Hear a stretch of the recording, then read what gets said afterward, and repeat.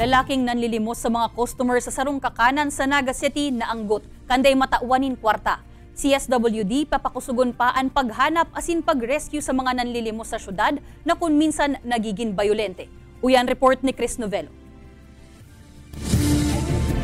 Kuhaan CCTV video na ini sa laog kan sarong kakanan sa Barangay Bagong Bayan Sur, Naga City kan nakaaging Lunes. Mahihiling sa video ang pira mga customer na nakakakan sa laog kan establishmento.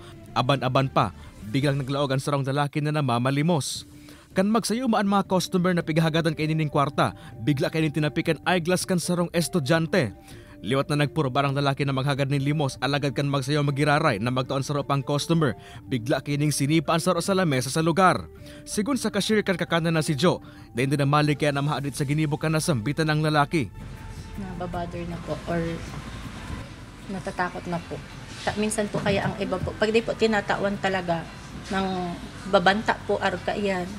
Pirmi naman subot ini nahihiling sa lugar kung saan minsan nanguhuma pa na ipapakulam ang sarong taosin kung ano-ano pa.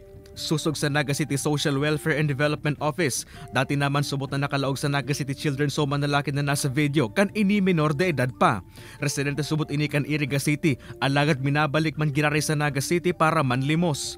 Pigtutubodan bang may problema sa pag-iisip ang nasambitan ng persona.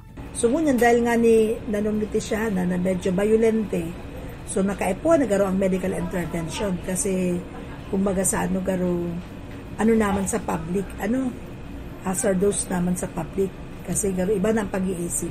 Ahanapon man kan opisina ang lalaki sa video as inipapang nanilimo sa syudad, nga day na mautrupaan kaparehong insidente. Kay banan si Gerald Gandia, Chris Novello, Balitang Bicolandia.